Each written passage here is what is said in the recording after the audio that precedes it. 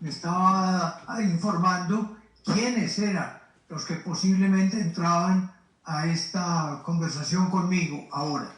Me decía que algunos jóvenes que son seminaristas y que están en el curso introductorio, pero también grupos de laicos que pertenecen sobre todo a asociaciones, a grupos laicales animados por el padre Wilson o sus seminaristas acompañantes.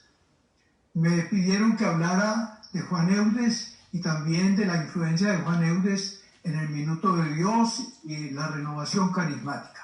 De manera que comienzo hablándoles de San Juan Eudes. Nació, como ustedes quizás lo saben, él vivió en el siglo XVII. Nació el 14 de noviembre del año 1601 y murió el 19 de agosto del año 1680. Es decir, casi completa los 80 años de vida, que en esa época eran muchos. Ahora nosotros somos un poco más viejos por todas las penicilinas y todas las aspirinas que tomamos. Pero de todas maneras, Juan Eudes alcanzó a vivir casi 80 años. Bueno, los primeros años de su vida fueron los de un niño normal en su casa. Después lo enviaron, nació en un pueblito que se llama Ries, en la provincia de Normandía, es decir, en la parte norte de Francia. Ahí en Ries, el niño fue creciendo, pero cuando llegó a los años como de bachillerato, lo mandaron a la ciudad grande vecina, como si hubiera nacido en Chía y lo hubieran mandado a Bogotá. Entonces lo mandaron a la ciudad que se llamaba Caen. Caen se escribe en francés Caen, por si de pronto lo han visto. Entonces allá en Caen, él estudió sus años de bachillerato con los padres jesuitas, en el colegio de los padres jesuitas. Y en esos años se distinguió, porque era un muchacho muy correcto, muy piadoso, con una gran devoción a la Virgen María. Cuando tenía 14 años y ya estaba como informado de lo que es la vida de un hombre, entonces le puso un anillo a la imagen de la Virgen María en señal de que se quería desposar con ella, que la elegía como el único amor de su vida. Perteneció a la congregación mariana que dirigían los padres jesuitas. Después hizo allí también su filosofía con ellos y luego entró a un grupo de sacerdotes que eran como sacerdotes diocesanos, pero que vivían juntos. Se llamaba el Oratorio. Ese oratorio lo había fundado un cardenal que tal vez han oído mencionar, se dice el cardenal de Beryl, se escribe Berulle. El cardenal de Beryl fundó ese grupo de sacerdotes para dos cosas principales: para formar otros sacerdotes y para predicar el Evangelio. Bueno, allí en el oratorio estuvo Juan Eudes. Se ordenó en diciembre de 1625, es decir, acababa de cumplir 24 años y un mes cuando se ordenó de sacerdote. Y se siguió estudiando a la sombra del cardenal de Beryl. Pero en 1626, es decir, tenía un año y medio de haber sido ordenado sacerdote, tenía apenas 25 años, no los cumplía todavía. El papá, que se llamaba don Isaac Eudes, era un médico rural. El papá le escribió una carta contándole que la peste había estallado en esa región de Normandía. Todo el mundo habla de la peste, pero nunca he leído de qué se trataba esa peste. Pues la gente se apestaba un poco como el COVID de ahora, se apestaba con el contacto con las otras personas y entonces no había remedios, no había penicilinas, no había nada en esa época. Entonces la gente que se apestaba iba muriendo, no tenía salvación. Algunos superaban la peste, pero en ese siglo, en 4 oleadas de peste que hubo, murieron más o menos 2 millones de personas en Francia, que en esa época, y 2 millones era mucho. Ahora Francia tiene mucho más gente, pero en esa época era tal vez como Colombia, si acaso, tal vez menos, y 2 millones de muertos. Bueno, Juan Eudes, cuando recibió la carta de su papá a finales de 1626, le pidió permiso al padre Beril, al cardenal, que después fue cardenal de Beril, le pidió permiso para ir a trabajar con los enfermos. El cardenal le dijo que esperara, que estaba muy muchacho, que madurara un poco, que pensara más la idea, y así lo tuvo como 3 o 4 meses esperando. Pero en 1627 fueron tantas las súplicas del padre Eudes, que era un muchacho de 26 años, ni siquiera, fueron tantas las súplicas que el cardenal dijo, bueno, váyase pues a trabajar acá, a la comunidad de los padres del oratorio, y ahí se acaba de preparar a ver si sí es o no es esa su misión. Juan Eudes fue entonces ahí al oratorio y el superior se llamaba el padre Alar. Y era lo que el padre Alar quisiera decidir. Y el padre Eudes entonces le rogaba y le rogaba. Y al final, a mediados del año, el padre Alar le dio una carta recomendándolo, pero es una carta como si fuera un santo ya, y era un muchacho de 26 años, diciendo que era un sacerdote, que muy piadoso, que ejemplar, que lleno de abnegación, que quería cuidar a los enfermos, que él respondía por él, por su conducta. Bueno, la carta más elogiosa posible. Y se la mandó a un obispo de una ciudad que no era acá, pero que quedaba en ese sector de Francia. Se llamaba C. Se escribe en francés S, E, otra E y una Z. C. Entonces Juan Eudes con esa carta se fue a C, pero el obispo no estaba, el obispo de C. Entonces se encontró con el vicario general y le entregó la carta. Y el vicario general le dijo, bueno, bien.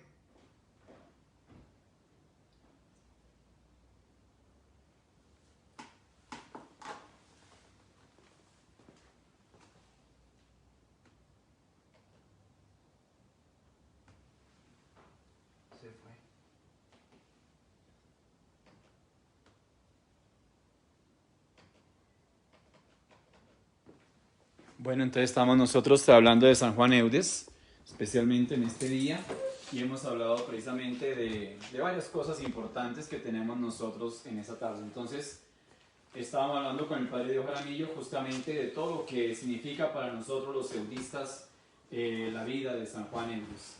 Por eso es muy importante que nosotros tengamos en cuenta a San Juan Eudes. Entonces, primero...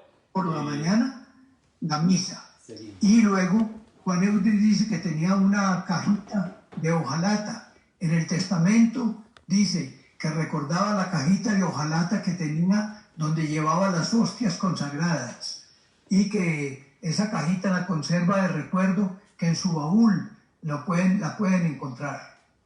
Entonces salía Juan Eudes después del desayuno a atender enfermos, a llevar el viático. No le daba miedo, llegaba a donde cualquier enfermo. Y bendito sea Dios que el Señor lo protegió. Estuvo en ese apostolado desde el mes de agosto de 1627 hasta el mes de noviembre de 1627. En noviembre como que se apaciguó un poco la peste. Entonces ya no había qué hacer y él entonces volvió a su comunidad de acá.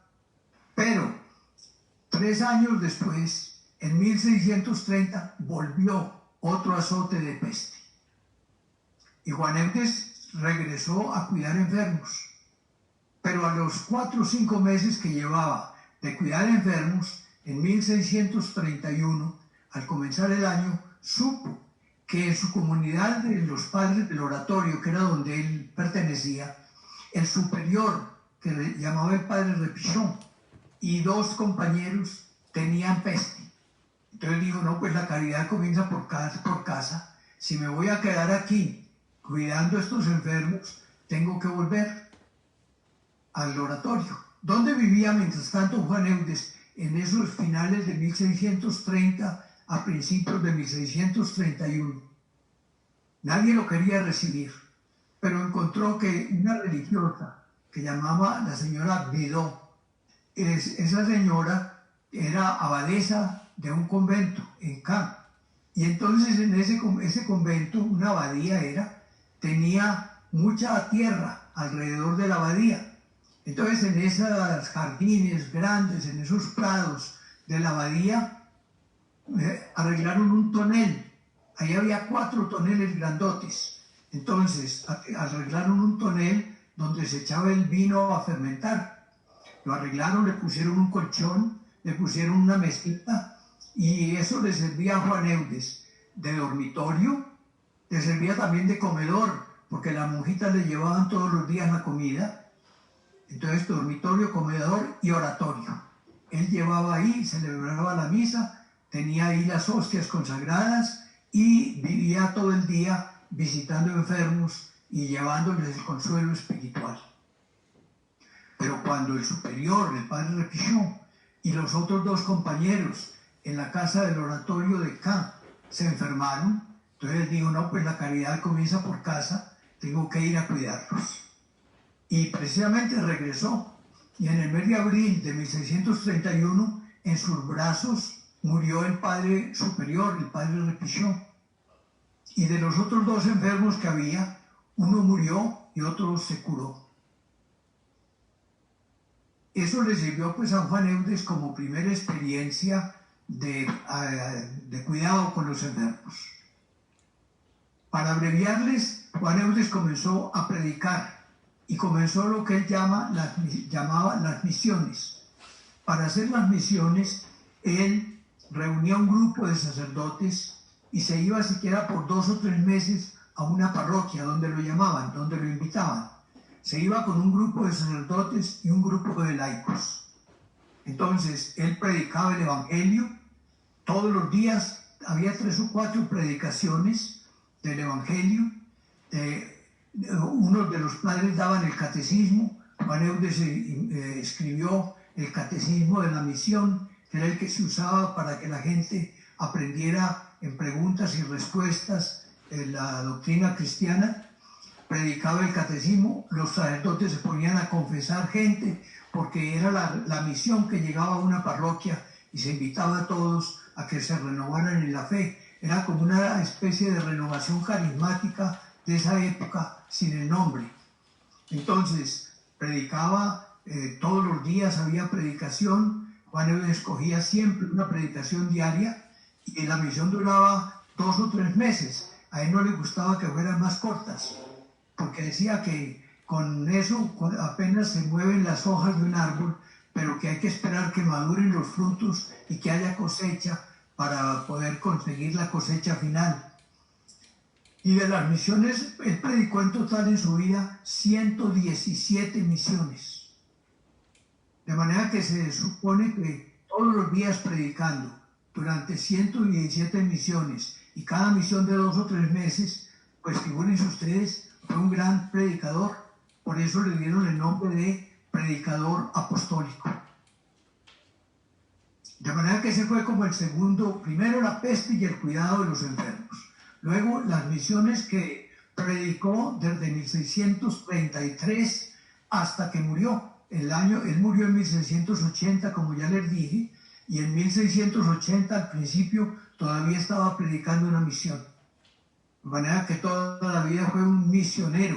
Y él mismo, cuando firmaba sus cartas, ponía Juan Eudes, sacerdote misionero. Ese es el segundo aspecto. Tercer aspecto de la vida de Juan Eudes. De todas las misiones comenzó a escribir libros. Y sobre todo en 1637 publicó un libro muy famoso que se llama Vida y Reino de Jesús en las Almas. Ese libro todavía lo editamos, todavía se puede conseguir, y es un libro de vida cristiana. Es cómo formar a Jesús en el corazón de la gente. Y siguió escribiendo libros, y los 2 últimos, ni siquiera, o los 3 últimos, ni siquiera alcanzó a verlos él estando vivo, sino que pocos meses después de que muriera, apareció un libro que se llama El corazón de la Madre Admirable, un libro sobre la Virgen María. Y escribió otro libro, también después de la muerte fue publicado aquí en la habitación donde estoy, en la parte de arriba de un armario, y ahí tengo 2 libros en la primera edición, publicados recién muerto Juan Eudes. El otro libro se llamó El Predicador Apostólico, compartiendo todas sus experiencias y formación como predicador del Evangelio. pero él seguía preocupado por los pobres. Entonces, Enca comenzó a hacer una casa para que mujeres que hubieran trabajado en la prostitución se reformaran y pudieran vivir una vida cristiana. A esa casa la llamó El Refugio y fundó, con las personas que le ayudaban, fundó una comunidad religiosa que se llamó Nuestra Señora de la Caridad del Refugio. 2 siglos después de él haber fundado esa comunidad, porque eran casas independientes, las de una ciudad de las de otra, hubo una de esas religiosas que dijo: hagamos una sola federación, y la reunió en lo que se llama Nuestra Señora del Buen Pastor. Y después las del Buen Pastor y las del Refugio se reunieron en una sola comunidad que se llama Nuestra Señora de la Caridad del Buen Pastor. Es una comunidad muy importante. Aquí en Bogotá hay casas del Buen Pastor, en Medellín, en muchas partes. Es una comunidad que creció mucho. Bueno, entonces la vida religiosa, pero para servir a las mujeres que estaban en prostitución. Por eso las hermanas del Buen Pastor en Colombia trabajan sobre todo acogiendo niñas para evitar, sobre todo las campesinas y la gente del pueblo, llega a las ciudades, la acogen para que no se vayan a prostituir. Y luego, las hermanas del Buen Pastor durante mucho tiempo dirigieron las cárceles de mujeres aquí en Colombia. Por eso, por ejemplo, aquí en Bogotá, la cárcel de mujeres se llama del Buen Pastor. Ya después, siendo ministro de Justicia, Alberto Santofimio prefirió que las manejara directamente el Estado y que no intervinieran las religiosas. Entonces ellas entregaron las cárceles aquí en Colombia, pero sigue siendo una comunidad que ha hecho mucho bien en ese gremio de mujeres. Y aún aquí en Bogotá, a partir de lo que llamamos la Fundación Eudes, que dirige el padre Bernardo Vergara con el padre René Rey, trabajan en los cafetines del centro de la ciudad y demás, procurando que personas no se aparten de la prostitución, y en eso cuentan con la ayuda de las hermanas del Buen Pastor, y también trabajaron desde el principio con los enfermos de SIDA. Pero Juan Eudes buscaba más en la vida, entonces buscó formar sacerdotes. Comenzó a reunir sacerdotes, como muchos lo acompañaban predicando, se fueron haciendo muy amigos y dijeron: fundemos una comunidad, un grupo de sacerdotes, una asociación de sacerdotes. En la terminología que usa hoy la Iglesia, eso se llama sociedad apostólica. Entonces somos como sacerdotes que nos asociamos, y esos somos los que nos llamamos los eudistas, aunque nuestro nombre oficial es Congregación de Jesús y María. Juan Eudes estableció esa comunidad el 25 de marzo de 1643. Las hermanitas del Buen Pastor las había fundado en 1642. Entonces, un año después, fundó la comunidad de sacerdotes, y la fundó con 2 finalidades especiales. Una, predicar el Evangelio.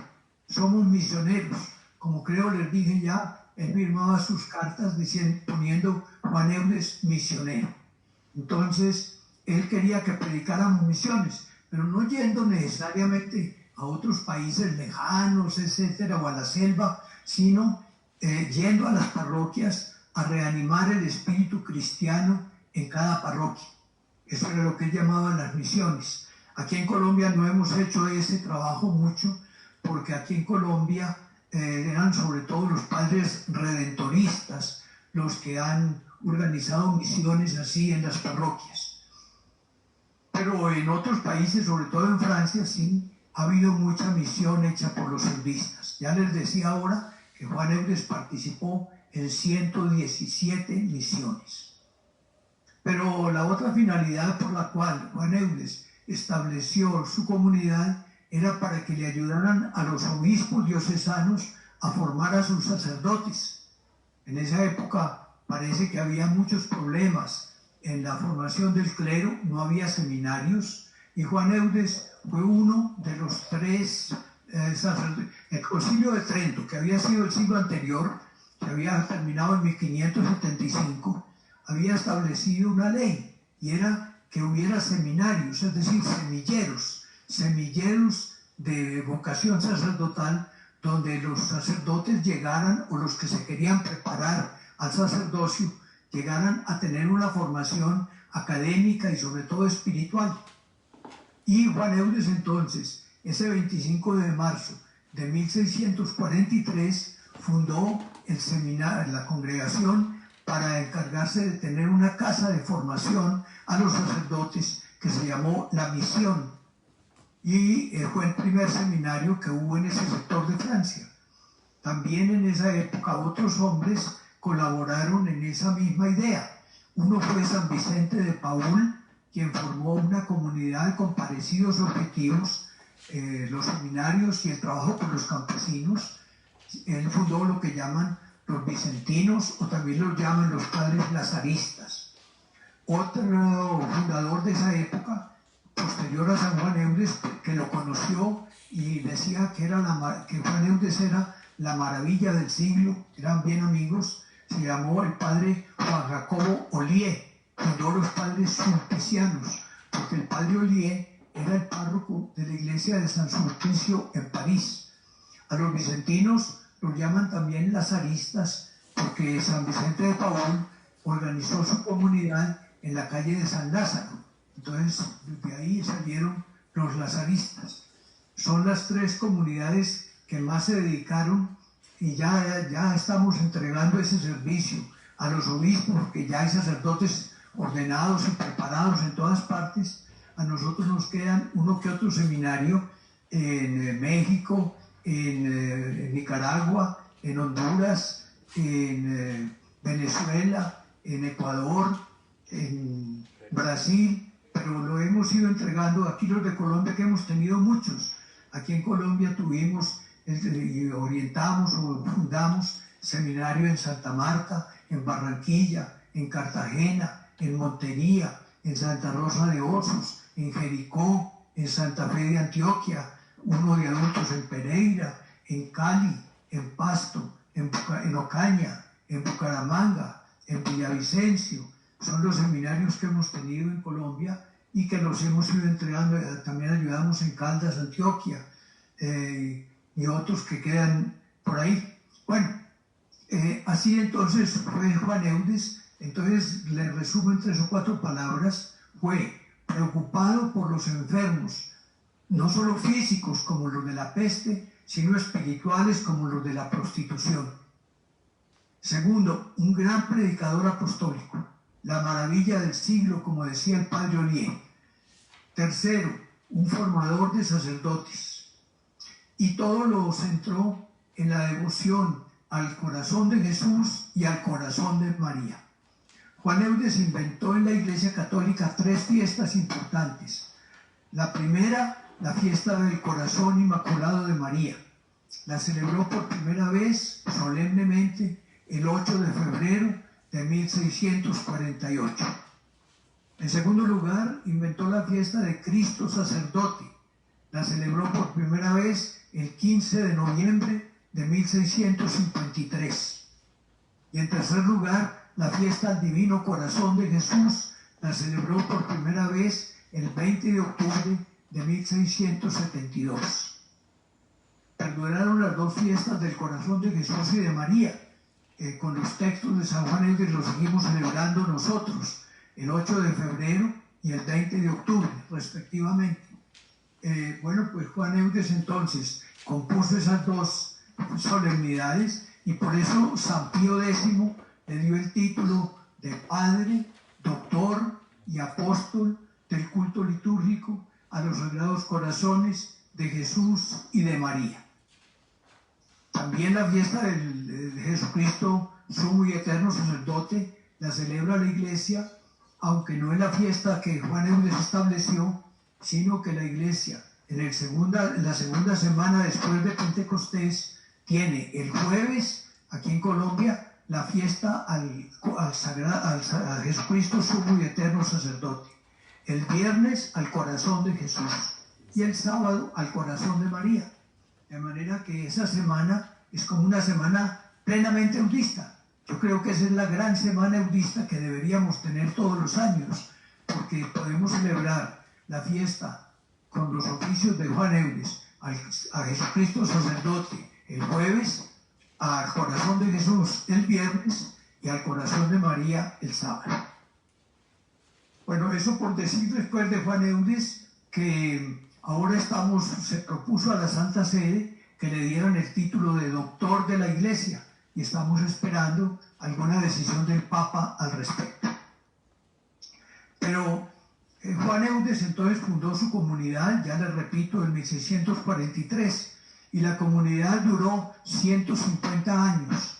Pero en 1792 hubo una revolución en Francia, llamada la Revolución Francesa.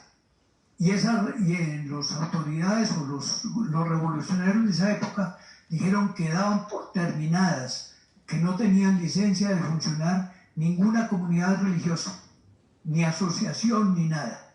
De manera que en 1792 se terminó la comunidad eudista en ese momento. Y de los padres que había en esa época, pues la iglesia venera, precisamente ahora el 18 de agosto, es decir, dentro de 4 días, dentro de 3 días, celebraremos la fiesta del beato Carlos Ansel, que murió, lo iban a desterrar de Francia, los tenían presos en un buque y ahí hubo peste y murió ahí el padre Ansel como testigo de Cristo. El 2 de septiembre vamos a celebrar la fiesta del beato Francisco Luis Sever, que era el superior general encargado en ese momento y era el confesor del rey Luis XVI, y también del padre Carlos Lefranc, que era el superior del seminario de Coutances en Francia.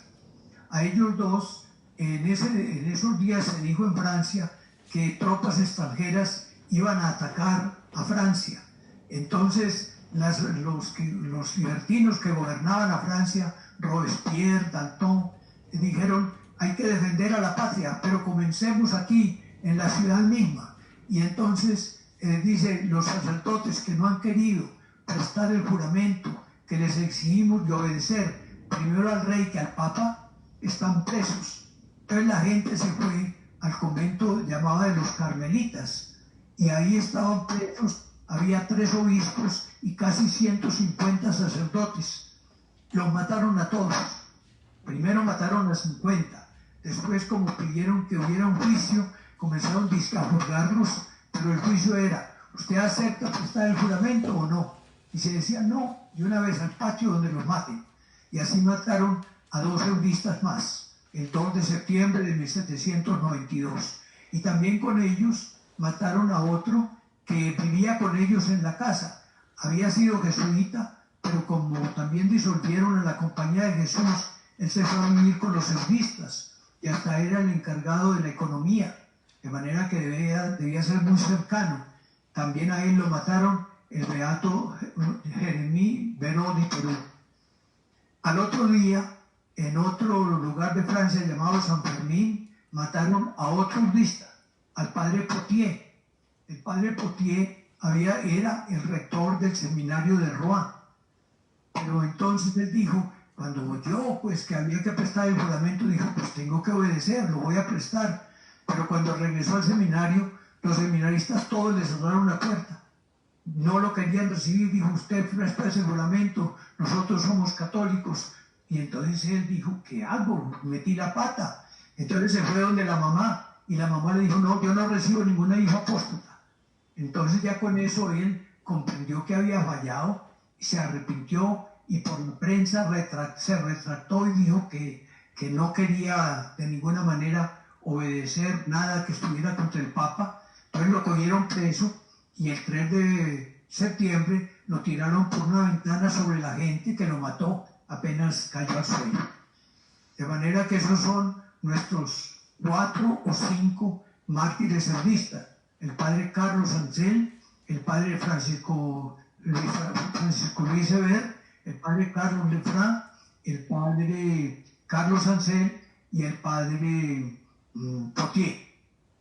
Bueno, Los eudistas entonces quedaron suprimidos en 1792, pero muchos de los otros, varios estuvieron en cárceles, varios tuvieron que salir de Francia, de manera que tenemos como un grupo de hermanos. Uno, el padre Gallard, fue desterrado a la Guayana francesa, lo trajeron aquí y fue el primero que llegó a América, como preso en la Guayana. Entonces, los que quedaron ya viejitos o por lo menos más avanzados en edad, duraron así 34 años. Y a los 34 años, 2 de ellos dijeron, ¿por qué no volvemos a reunirnos? Entonces invitaron, el padre Pierre Blanchard invitó a los demás a que se reunieran y renació la comunidad en 1826. De manera que dentro de 6 años cumplimos 2 siglos de esa restauración. El padre Blanchard llevó un sacerdote joven que era muy amigo de él, llamado Luis de la Molinière. Y cuando el padre Blanchard murió en 1835, el padre Luis fue electo general y duró como general hasta el año 35 años, hasta 1870.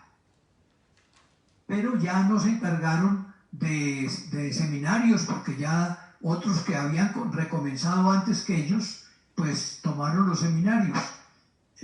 Teníamos bastantes seminarios en Francia. Pero entonces tomaron colegios y siguieron con las misiones. En 1870 fue electo general un hombre muy especial llamado el padre Ángel Ledoré. Y el padre Ángel Ledoré, en esa época el superior general era por toda la vida. El padre Ángel Ledoré fue superior general por 49 años. Casi cumple las bodas de oro sacerdotales de superior general. Únicamente que en los 3 últimos años de su vida ya estaba bastante enfermo, entonces le nombraron un asistente que le ayudara para las cosas más elementales de la vida. El padre Ledoré era un gran predicador. Él, cuando era diácono, había hecho un voto, y era que le prometía a Dios que nunca rechazaría ninguna predicación que le pidiera. Entonces vivía predicando. Y como era muy elocuente y muy buen predicador, cuando a comienzos de 1902-3, hubo una persecución religiosa en Francia, el padre Ledoré era el gran abanderado de todas las comunidades religiosas. Era como el líder espiritual en ese sentido en Francia. Pero en esa época desterraron a los eudistas, sobre todo a los que eran seminaristas, que vivían en un pueblo de Francia llamado Kerlois, y se fueron a Bélgica, a un pueblo llamado Guilhem. Y ahí en Guilhem se formaron como sacerdotes algunos de los padres franceses que vinieron primero aquí a Colombia, porque siendo general el padre Ledoré, se había introducido la causa de canonización de San Juan Eudes en Roma, y entonces el Papa León XIII, que entonces gobernaba la iglesia, conoció quién era Juan Eudes, y el Papa León XIII le pidió al padre Ledoré que le mandara obispos al obispo de Cartagena, que era un italiano llamado Monseñor Biffi, Eugenio Biffi. Entonces, para que le ayudara a formar los sacerdotes de la arquidiócesis de Cartagena, y así recomenzara la labor sacerdotal de los eudistas en el Nuevo Mundo.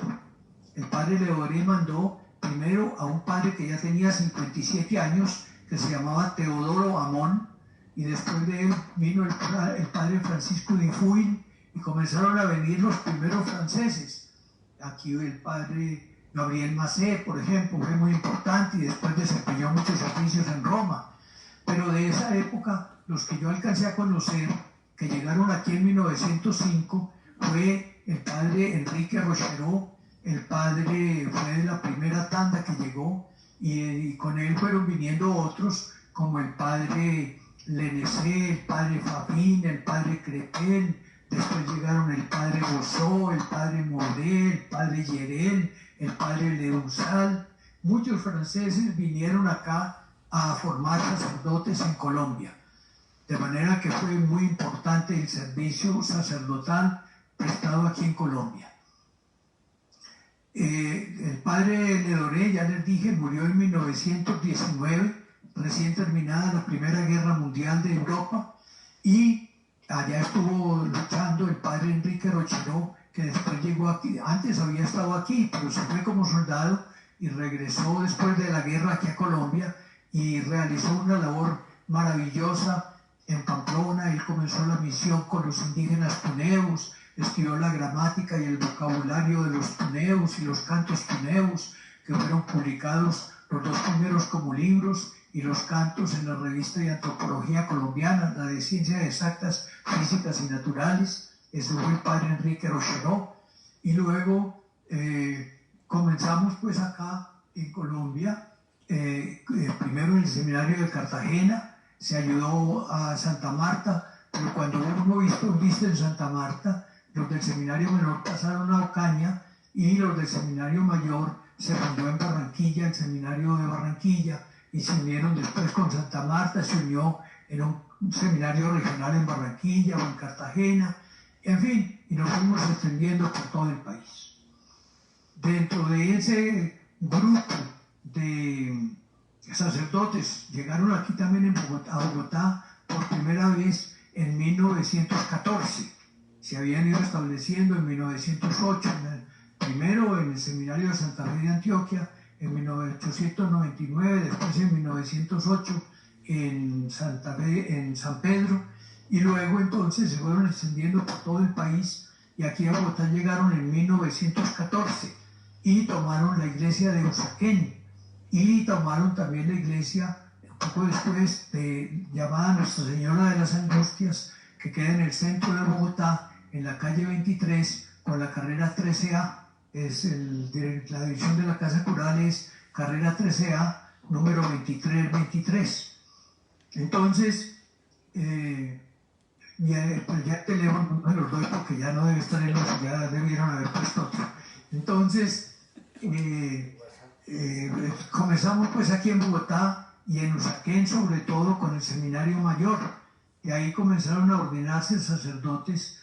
Eran formadores primero los padres franceses, pero comenzó a haber sacerdotes de aquí de Colombia. Entonces primero hubo un seminarista que mandaron a Roma y se murió cuando regresó a Colombia, el padre Amador. Pero bueno, entonces después hubo hombres muy importantes, como el que fue después arzobispo de Medellín, Monseñor Joaquín García Benítez, o el que fue el primer obispo de Cúcuta, Monseñor Luis Pérez Hernández, o el que fue obispo de Pasto, Monseñor Jorge Giraldo Restrepo, o el que fue arzobispo de Santa Fe de Antioquia, Monseñor Eladio Acosta Arteaga, o el que fue arzobispo de Barranquilla, Monseñor Germán Villa Gaviria, o el que es actual arzobispo de Cartagena, Monseñor Jorge Jiménez, o el que fue arzobispo de Cali, primero de Ibagué y después de Cali, Monseñor Juan Francisco Sarasti. Bueno, se ha prestado un servicio a la Iglesia desde la cátedra episcopal, pero sobre todo como profesores de sacerdotes. Ya les hice al principio la cuenta de que por unos años al menos se ha trabajado en Santa Marta, Barranquilla, Cartagena, Montería, Ocaña, Bucaramanga, Santa Rosa de Osos, Jericó, Santa Fe de Antioquia, Pereira, y luego en el Cali y el Pasto, en Villavicencio y en Bucaramanga, ya lo dije tal vez, bueno, en Cali, en Antioquia, y de aquí han ido a otros países como Venezuela, Ecuador, Honduras, Nicaragua, República Dominicana, México, Chile, Perú, Brasil. Sin contar con que otros eudistas desde Francia habían ido a Canadá y a Estados Unidos, de manera que toda América ha tenido la presencia eudista, y también Europa, porque ha habido eudistas sobre todo en Francia, en España, en Italia, en Bélgica. En esos 4 países ha sido como el foco, y ahora hay eudistas en Filipinas y también en África, sobre todo en Costa de Marfil, en Benín, en Togo, en Kenia, hemos tenido en República Centroafricana, en Ghana, de manera que y el mensaje de Juan Eudes se iba llegando a todas partes. Pues en el seminario que teníamos en Usaquén, se preparó para el sacerdocio y recibió la ordenación sacerdotal en 1934 el padre Rafael García Herreros. Se ordenó el 19 de agosto de 1934. Lo ordenó el que era nuncio apostólico, Monseñor Giove. El padre García Herreros, recién ordenado sacerdote, trabajó primero en Santa Rosa de Osos, después en Jericó, de ahí fue a Mérida, Venezuela, lo mandaron después a Pamplona, estuvo en Cartagena, en San José de Miranda, fue a Europa a especializarse en filosofía, a su regreso estuvo en el seminario de Cali, de ahí pasó aquí a Bogotá para el Minuto de Dios que inició, y el Minuto de Dios se debe a que el padre en Cartagena había fundado un programa radial llamado La Hora de Dios, pero después pensó que la gente no se aguantaba una hora oyéndolo todos los días por radio.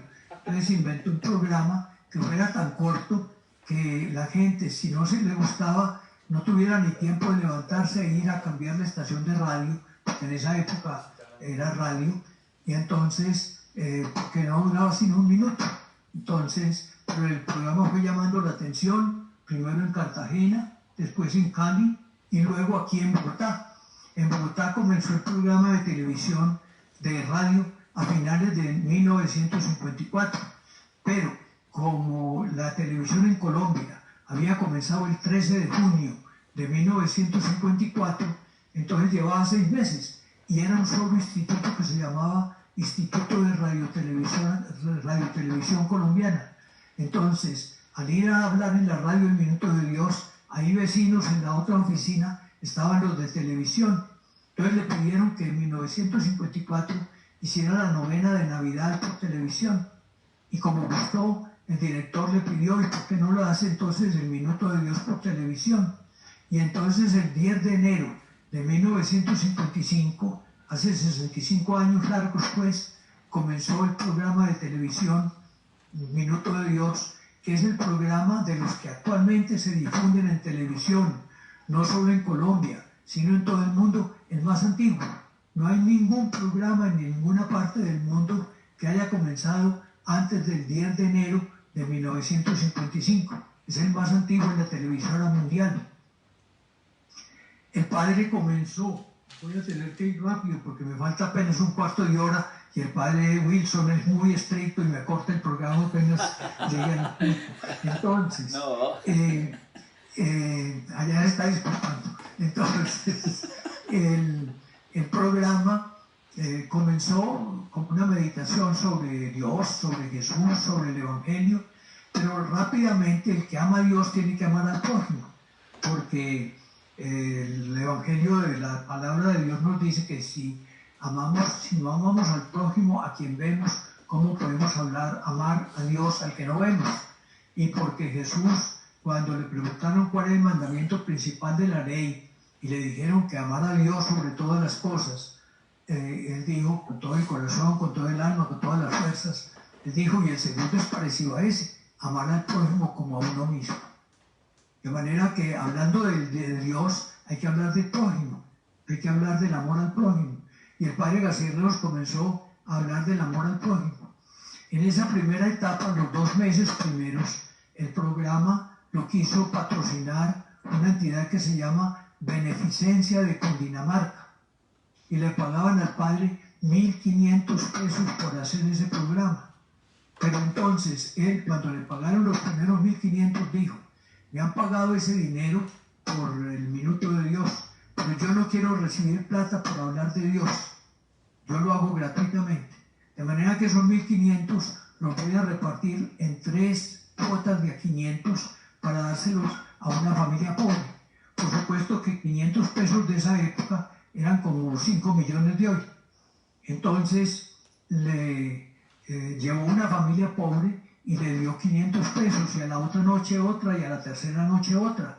Pero a la tercera noche dijo, bueno, ya repartí lo que me dieron. Si alguien me manda más, pues repartiré, y si no, espero el mes entrante para repartir algo. Pero al otro día fue a la casa del padre García Herreros una mujer, que él por la noche, cuando contó el caso, dijo, Fue una mujer, yo creía que iba a ser un negociante, un banquero, un industrial, pero no, fue una mujer pobre que me dijo, padre, yo vi lo que usted hizo con su plata, aquí le traigo otra parte, otro dinero semejante para que tenga para otras 3 noches. Y eso lo dijo el padre con tanto gusto y tanta emoción que la gente comenzó a mandarle plata. Y entonces durante 7 u 8 años se repartieron todas las noches 500 pesos a una familia, cada noche. Hasta de Medellín venían familias los días sábados, los traía la compañía de aviación SAM. Entonces les hacía el viaje gratis y dormían aquí en Bogotá, recibían su cuota y regresaban a Medellín. Pero al mismo tiempo el padre, caminando por las laderas de Bogotá, vio una casita pobre y entró en un tugurio. Entonces se metió al tugurio y le propuso al propietario que lo cambiaran, que lo pintaran de blanco. Después de mucha resistencia, el hombre aceptó, lo pintaron, pero cuando quedó pintado de blanco, el padre dijo, oiga amigo, esto quedó peor que lo que era, se ve más feo, porque se ven latas y se ven los cartones y se ve todo. Luego y hagamos una casa nueva. Y el hombre no se atrevía. Dijo, ¿yo de dónde voy a sacar plata? Yo no, yo se la consigo. Entonces al sábado siguiente fueron, se tumbó ese tugurio y se llevó ladrillo y se comenzó a hacer una casita de ladrillo. Y unos vecinos le dieron hospedaje a ese hombre, a esa familia, mientras le construían la casa que duraba una semana haciéndola. Pero entonces los que recibieron al hombre en su casa le pidieron que le hiciera otra a ellos y otra, y así 8. Hasta que a las 8 llegó una carta que decía un señor, padre, muy lindo lo que está haciendo, pero le pido que lo interrumpa porque ustedes están construyendo en un terreno que es mío, era una invasión. Entonces el padre contó eso por televisión y don Antonio Restrepo lo llamó el otro día y dijo, yo le regalo una fanegada de terreno en Gativá, que es aquí donde estamos en el Minuto de Dios. Y otro señor llamado don Estanislao Larte regaló otra fanegada. Y a los 2 años, unos judíos que tenían, una compañía de petróleo que llamaba La Colta, que tenía mucho más terreno, dijo, les vendo lo que falta por 100.000 pesos. 100.000 pesos en esa época era más de 100.000 millones de hoy. Entonces, el padre dijo, dijo por televisión, me están ofreciendo un terreno, no tengo con qué comprarlo, pero si alguno me lo presta, yo creo que reuniendo en unos 2 años se lo puedo pagar, pero sería maravilloso porque podríamos tener ya el terreno de un barrio. A los 2 días llegaron de Medellín unas familias judías, don Isidoro Rabinovich, don Moisés Barberov, y trajeron los 100.000 pesos. Y le dijeron, padre, usted pidió que le prestaran 100.000, aquí los tiene. Pero no es un préstamo, es un regalo, porque queremos devolverle al país algo de lo que el país nos ha dado a través de nuestro trabajo. Entonces, con eso se compró todo el terreno, que es hoy el Minuto de Dios.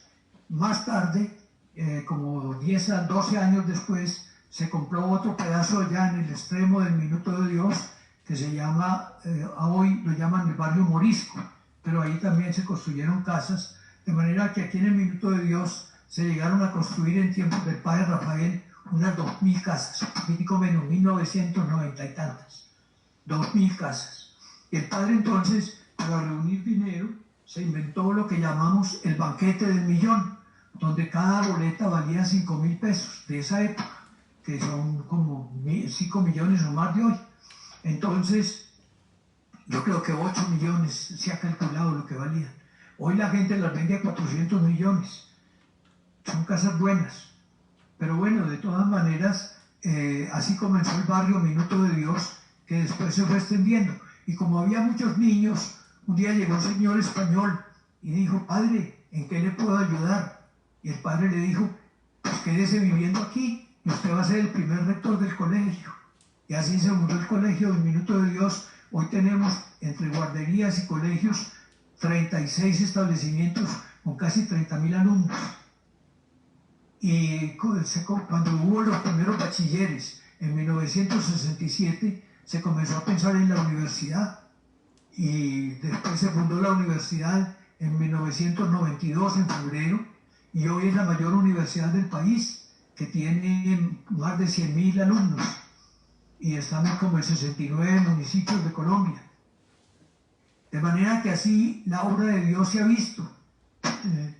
Por supuesto que hasta con tradiciones. Una vez el padre estaba parado en la puerta de una casa y pasó un carro a toda velocidad. Eso fue hace mucho tiempo y le hicieron 2 disparos. El padre decía, uno era para mí y otro era para la obra. Felizmente no le dieron.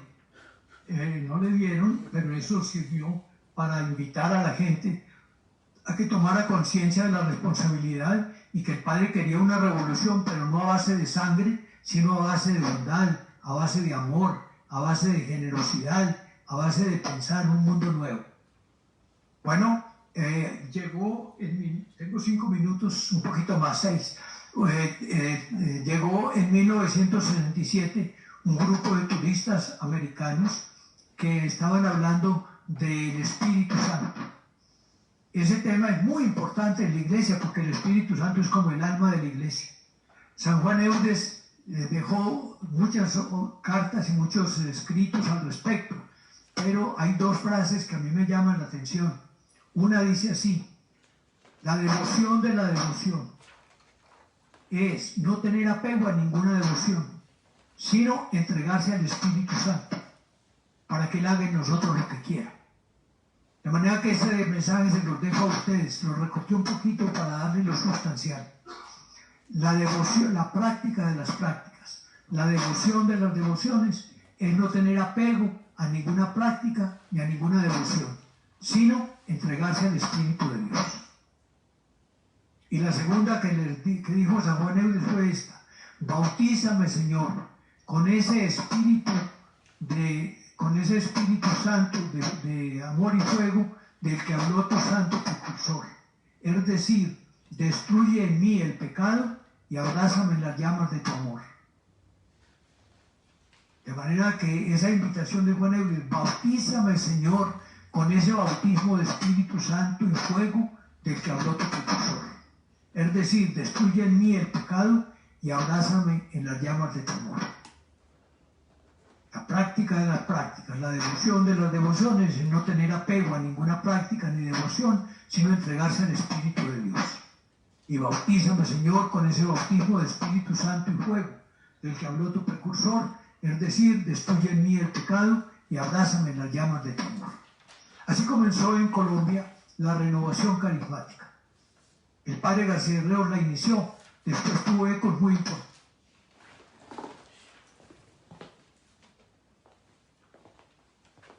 Nicolás Walsh, que se fueron luego a Estados Unidos, donde los hicieron obispos, pero ellos comenzaron la renovación carismática en Cali. Monseñor Alfonso Uribe Jaramillo, que era obispo de Sonsón, Río Negro, en Antioquia, comenzó la renovación carismática en Antioquia. Y así, un matrimonio de gringos que vivía aquí en Colombia, los esposos Kramer, sobre todo Marilyn, Glenn y Marilyn, comenzaron en Cartagena llevándole un mensaje a Monseñor Izaza, que era el arzobispo de esa ciudad. Y así en una parte y en otra fue prendiendo el fuego. Y así entonces llegamos a fundar aquí en Colombia el Centro Carismático. Y el Centro Carismático se encargó de tener emisoras, tenemos en Bogotá, en Medellín, en Barranquilla, en Cartagena, en Ibagué, en Buga, emisoras funcionando. Y también entonces una empresa de televisión que prepara programas de televisión, se llama Lumen.